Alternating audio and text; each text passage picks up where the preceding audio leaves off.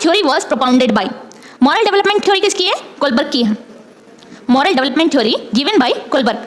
पियाजे की कौन सी थ्योरी है? पियाजे की कॉग्निटिव डेवलपमेंटल थ्योरी है। जेरोम ब्रूनर की डिस्कवरी लर्निंग थ्योरी है और गैगनी की क्लासिफिकेशन ऑफ लर्निंग थ्योरी है। Then next is the important factor contributing to gender bias is.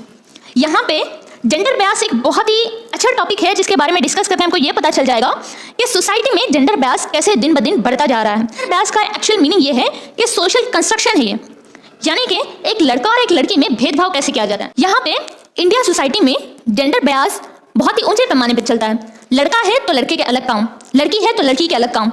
यहाँ पे बहुत ही कम लोग हैं जो बॉयज़ एंड गर्ल्स को इक्वली मेंटेन करते हैं, इक्वली स्टेटस प्रोवाइड करते हैं, लेकिन बहुत सारे लोग ऐसे हैं जो दोनों के दरमियान बहुत ज़्यादा भेदभाव करते हैं। बहुत सारे क्वेश्चंस भी आते हैं टीईटी और स्टेट टीईटी और सेंट्रल टीईटी एग्जाम में, हम इसको फुली डीपली डिस्कस करेंगे। फिलहाल तो क्वेश्चन पेपर जो एनालाइज में ये बताया जा रहा है important factor of contributing to gender bias, इनमें सबसे ज़्यादा रोल किसका होता है? क्या फ्रेंड्स जेंडर बायस करते हैं या फिर रिलेटिव्स करते हैं या फिर पेरेंट्स करते हैं या फिर पेरेंट्स एंड टीचर्स? तो सबसे प्राइमरी फैक्टर हम किसको देंगे? पेरेंट्स और टीचर्स को, क्योंकि पेरेंट्स और टीचर्स ही हैं जो जेंडर बायस को अगर बढ़ावा देंगे तो आगे फ्रेंड्स रिलेटिव्स में भी बढ़ता जाएगा। तो हमको चाहिए कि as a parent, as a teacher, we should not do any gender bias in girls and boys here. The next question,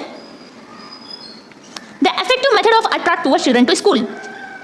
poor children को स्कूल की तरफ अट्रैक्ट करने के सबसे इफेक्टिव मेथड कौन से हैं? The first is free education, free mid day meals, free supply of books and uniform, all the above.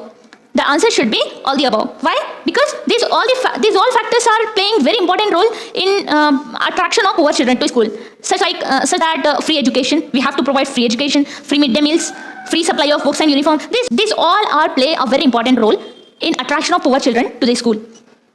The next question here is Jean Piaget third stage of cognitive development is. Piaget के 4 cognitive developmental stages हैं. सबसे पहले है sensory motor stage, pre operational stage, concrete operational stage, formal operational stage. अब इसमें sensory motor stage, pre operational stage, concrete operational stage, formal operational stage, ये sequence wise है. यानी कि यहाँ पे थर्ड पोजीशन पे क्या बताया जा रहा है? जीन पियाजे के third stage of cognitive development कौन सा है? Concrete operational stage. So the answer is concrete operational stage, the first option. Then next question, propounder of classical conditioning is Pavlov, Skinner, Thorndike और कोहलर. पावलोव, यहाँ पे इसका answer है Pavlov. Behavioural learning theory है ये एक classical conditioning की. Behavioural learning theory जिसके दो टाइप्स हैं, एक है क्लासिकल कंडीशनिंग है और एक ऑपरेंट कंडीशनिंग है. क्लासिकल कंडीशनिंग को देने वाले पावलोव और जेबी वाटसन हैं और ऑपरेंट कंडीशनिंग को देने वाले स्किनर और थॉर्नडाइक हैं. तो हम यहाँ पे किसकी बात करें? क्लासिकल कंडीशनिंग को देने वाले पावलोव और जेबी वाटसन हैं, जबकि ऑपरेंट कंडीशनिंग को देने वाले स्किनर और थॉर्नडाइक हैं. बिहेवियरल लर्निंग थ्योरी के 2 इंपॉर्टेंट थ्योरीज हैं, एक है क्लासिकल कंडीशनिंग थ्योरी है और एक ऑपरेंट कंडीशनिंग थ्योरी है. इन थ्योरीज के बारे में भी डिस्कस करेंगे डे बाय डे. चलिए नेक्स्ट क्वेश्चन की तरफ चलते हैं. The sequence of stages of process of memory.